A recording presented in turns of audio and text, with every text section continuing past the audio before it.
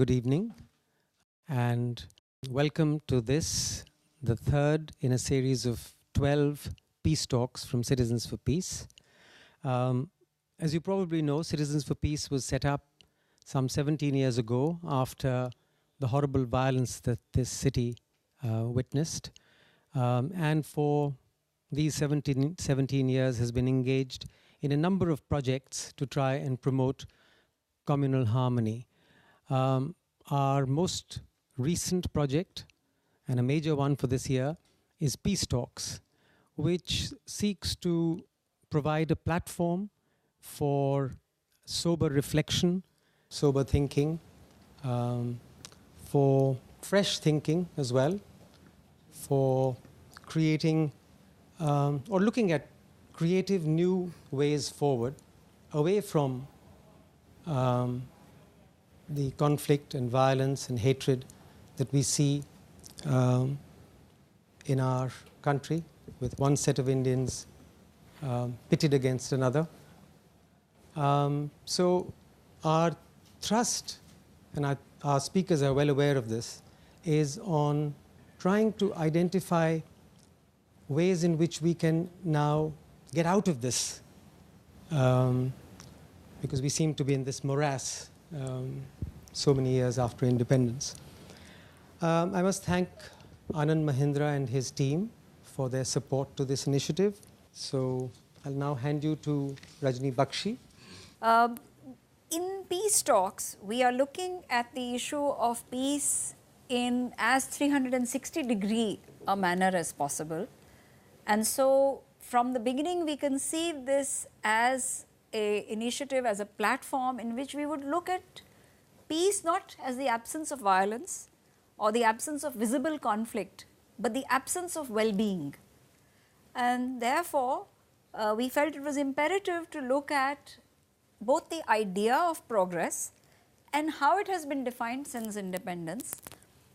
And so here today we are going to basically look at one question: what would progress as peace mean and how would it manifest?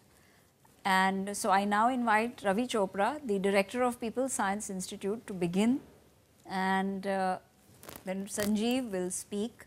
Sanjeev Sanyal, who is a former banker and now heads the Sustainable Planet Institute in Delhi. And then we'll have a discussion. And so Ravi Chopra. As Rajni put it, we are here to look at what is our understanding. How do we understand this term progress? 50s was a decade of hope and a lot of excitement. Most thinking people in India felt or believed that we were engaged in a national endeavor of nation building. Medium for that nation building was going to be planned economic development. Unfortunately, the 60s turned out to be a decade of intense disillusionment. And people began to question, are we doing the right thing, or are we doing the right thing but in the wrong way?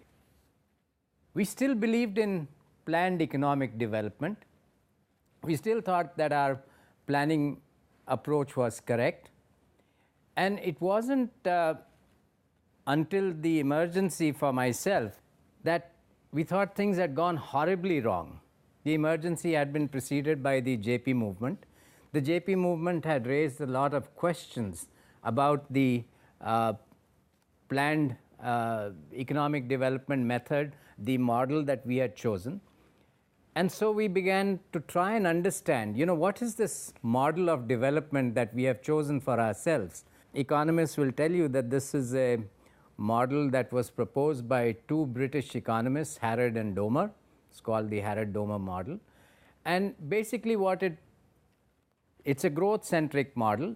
It proposes growth by suggesting that if you have some resources to invest, you should invest it in making that object or objects which will sell for the highest price in the market. Okay? So if you did that, if the whole nation did that, then you would essentially increase the wealth of the nation. Now, I know many of you don't like maths, but just for a moment, let me take you through the maths very quickly. Think of a ratio. In the denominator is the rupee value, the price of all the resources that you have. So you have capital, you have labor, you have natural resources, you have intellect or technology. In the numerator, you have the price of the product that you are going to produce. And the model suggests that you maximize this ratio. What is it that is to be produced? Anything for which there is a buyer who is willing to pay the right price or a good price. The model suggests producing those goods which will sell for the highest price in the market, but for governments, it's easier to control the denominator. So the government can easily control the interest rates, it can control the wages, it can control the price of natural products, it can control the value of technology. Governments tend to do that. Now, what happens in the process is something that I understood only in the 80s when I traveled around the country and I saw for myself what was happening. A very good example was also found in a report put out by the Bombay Natural History Society. And it talks about a community of basket weavers somewhere on the border of Karnataka and Tamil Nadu. Around 1947, the time of independence, we had a lot of bamboo forests, and when the Maharaja of Mysore approached a departing British forest officer and said, please suggest what do I do with this stuff? And he said, you know, bamboo grows like a weed, so you can do anything you like, use it for making paper. That's a very good suggestion. Up until then, bamboo was used mainly for making hats, mats, maybe a few huts, brooms. But paper was a high value product. And even the government wanted to push forth literacy, wanted education to grow. So the government actually financed a lot of paper mills at that time. Pretty soon, bamboo stocks began to disappear in this country. Why? Because the paper mills were given 100-year leases on bamboo forests for prices ranging from 1 rupee per ton to 15 rupees per ton. And this is at a time when the price of bamboo had begun to rise, and when we wrote our first citizens report in 1980, I remember that the price of bamboo was 1200 rupees per ton in the open market. Now, you have a resource which is disappearing. The Western Coast paper mill in Dandeli was already beginning to source its bamboo from Andhra Pradesh, from Assam, from Mizoram. So we were exhausting our bamboo stocks, right?